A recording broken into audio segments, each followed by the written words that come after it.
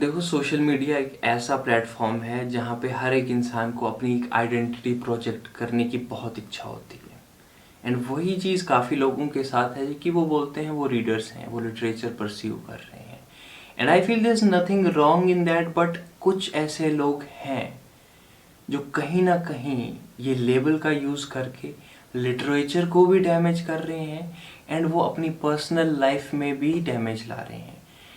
And अगर मैं अब इस पॉइंट पे उनके बारे में बात करने वाला हूँ तो हो सकता है तुम उन लोगों से रिलेट कर पाओ, बट मेरे भाई मेरे बहन, तुमसे हाथ जोड़ के विनती है कि इसको ऑफेंस की तरह नहीं लेना।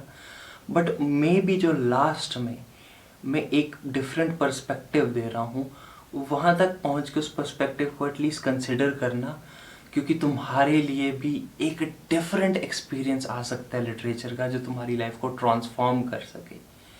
But before starting with the video मैं ये कहना चाहूँगा कि दोस्तों, जो आप कमेंट सेक्शन में अपनी बुक प्रोग्रेस शेयर कर रहे हो, दैट्स रियली अमेजिंग एंड आगे भी करते रहना। I would urge more people to do that, क्योंकि कहीं ना कहीं और लोगों को भी बुक्स पढ़ने की इंस्पिरेशन मिलेगी।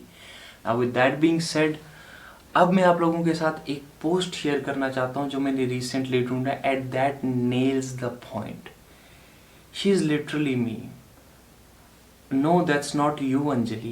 Virginia Woolf is the mother of modernist literature, the architect of stream of consciousness, the woman who turned everyday thoughts into poetry and made existential dread sounds like an art form. She walked so literature could evolve beyond rigid narratives, so emotions could spill across pages like waves against the shore. She questioned gender, time, identity. She didn't just write about life, she dissected it. You are just making Pinterest collages of sad girl aesthetics, saving quotes you don't even fully understand, posting blurry pictures with captions like she was a storm but he was a drizzle. You're not contemplating the fabric of reality, you're just wondering if you should text him back after he left you on red for 6 hours. Now see, पता है यहाँ क्या हो रहा है? I'll tell you यहाँ क्या हो रहा है. यहाँ पे हो रही है फोर्स्ड रिलेटेबिलिटी, जो हमारा पहला पॉइंट है. देखो, ऐसे कितने लोग होते हैं जब वो फर्स्ट टाइम लिटरेचर से रिलेट करते हैं या फिर पहली बार इंट्रोड्यूस होते हैं, तो कहीं ना कहीं बस वो रिलेटेबिलिटी ढूंढ रहे होते हैं. And relatability, I tell you, is the very surface level of reading literature. अगर तुम उस पर रिलाई कर रहे हो तो तुम डेप्थ ही खो दोगे. एंड उसका एक रीज़न है.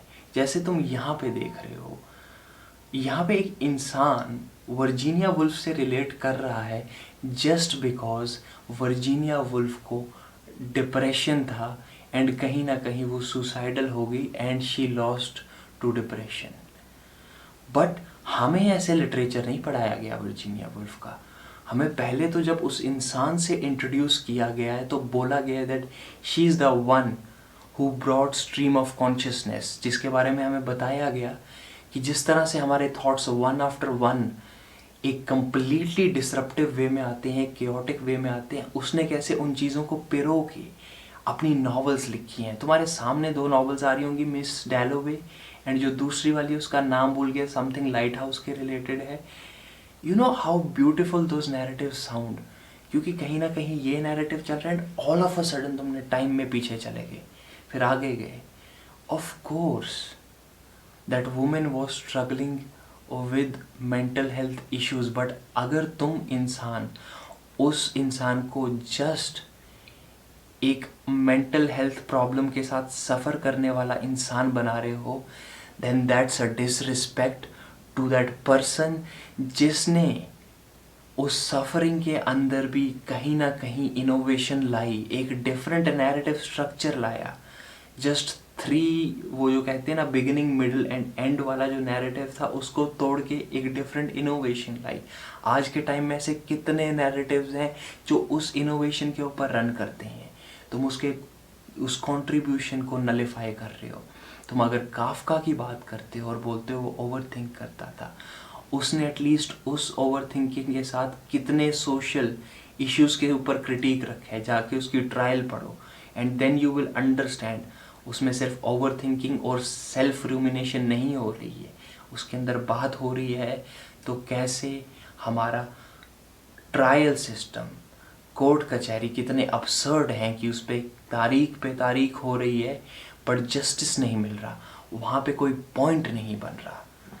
तो this is more deeper than just talking about your own mental health issues.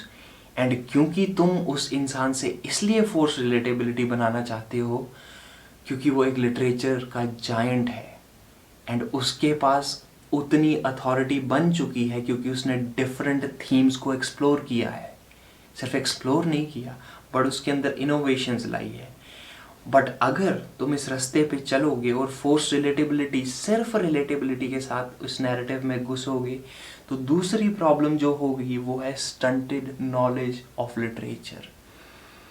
And stunted knowledge में ना, क्योंकि तुम सिर्फ रिलेटेबिलिटी पे जा रहे हो तो तुम उस ऑथर की जो डिफरेंट थीम्स के ऊपर उसने लिखा है, तुम उन थीम्स तक पहुंच ही नहीं पाओगे, तुम उन थीम्स को एग्जामिन ही नहीं कर पाओगे, तुम एक पीस ऑफ लिटरेचर को डिफरेंट पर्सपेक्टिव से देख ही नहीं पाओगे।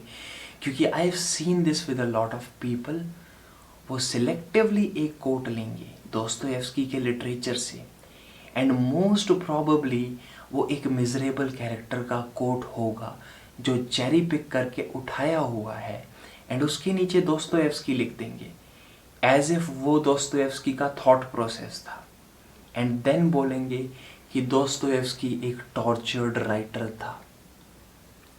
श्योरली उसकी लाइफ में कुछ बाउट्स ऑफ इश्यूज रहे हैं, उसने बीच में अपनी वेल्थ भी खोई है, बट जो तुम ये नैरेटिव बना रहे हो कि वो सफ़र कर रहा था शुरू से, ऐसा नहीं है। उसकी नोबल फैमिली थी, उसने काफ़ी लेवल तक एक स्टेबल लाइफ जी है।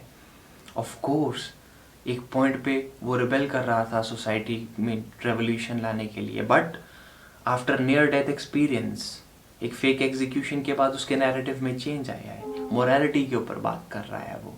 तुम अलियोशा का नैरेटिव नहीं पिक करोगे, तुम ये नहीं पिक करोगे, रेस्कोल्निकॉव को तुम एक सफरिंग कैरेक्टर दिखा रहे हो बट उसका कैरेक्टर आर्क जो रिडेम्पशन की तरफ है वो नहीं दिखाओगे। वाई? क्योंकि कहीं ना कहीं तुम्हारी फोर्स रिलेटेबिलिटी की वजह से तुम्हारी लिटरेचर की जो अंडरस्टैंडिंग है वो स्टंटेड हो चुकी है। क्योंकि कहीं ना कहीं तुम भी समझते हो कि अगर तुम डेप्थ में जाओगे तो तुम्हें डिफरेंट पर्सपेक्टिव्स मिलेंगे, तो तुम्हें जो अपने बायसेस हैं उनको छोड़ना पड़ेगा, तभी तुम उन डिफरेंट थीम्स को एक्सप्लोर कर सकोगे। Now I am not saying कि तुम कंप्लीटली छोड़ सकते हो, but there is a possibility कि यू वुड अंडरस्टैंड कि ये ही एक रीज़न नहीं है कि इस ऑथर को इतना रिवेयर कराया जाता है। मे बी वो रीज़न है भी नहीं, बट तुम उसके साथ स्टिक हो चुके हो। एंड इसके साथ जब तुम इतने लंबे टाइम तक स्टिक करके रहोगे, तुम्हारी ग्रोथ स्टंटेड हो रही है लिटरेचर में, तब तुम्हारे लिए लिटरेचर सिर्फ तीसरा जो पॉइंट है वही पर्पस रह जाएगा, which is coping with status. एक पॉइंट के बाद आके तुम अपनी प्रॉब्लम्स को जस्टिफाई करने लग जाओगे क्योंकि तुम्हें मेंटल हेल्थ इशू फील हो रहा है, मे बी क्योंकि तुम्हारी लाइफ मेस्ड अप है।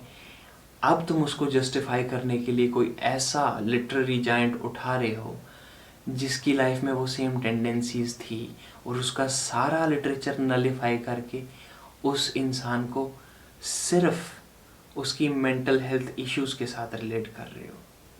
एंड वहाँ पे तुम सिल्विया प्लैथ के इतने सारे लिटरेचर को छोड़ दोगे, तुम ये नहीं देखोगे कि डैडी में कैसे उसने अपने इलेक्ट्रा कॉम्प्लेक्स के अगेंस्ट एक डिफाइंस दिखाई है, कैसे उसने कहा है कि I am now free from your boot daddy, या फिर कैसे उसने ये बात कही है यहाँ पे कि तुम्हारे जैसा जो मुझे इंसान मिला था, I now critic that person, मैं उसकी खामियां देख पा रही हूँ। नहीं, you would just pick her as a person who lost her struggle to suicide, जिसने मल्टीपल टाइम सुसाइड किया है, पर तुम उसकी लिरिकल प्रोग्रेस नहीं देखोगी या देखोगे। कहीं ना कहीं तुम लोग दोस्तोयेव्स्की के मिजरेबल कैरेक्टर्स को उठा के उसके साथ अपनी जो प्रॉब्लम्स है उनको जस्टिफाई करते हुए कोप करोगे। एंड जब कोई तुम पे सवाल उठाएगा तो तुम इन लिटरेरी जाइंट्स की जो अथॉरिटी है उसके साथ आके बोलोगे we understand suffering of life much better.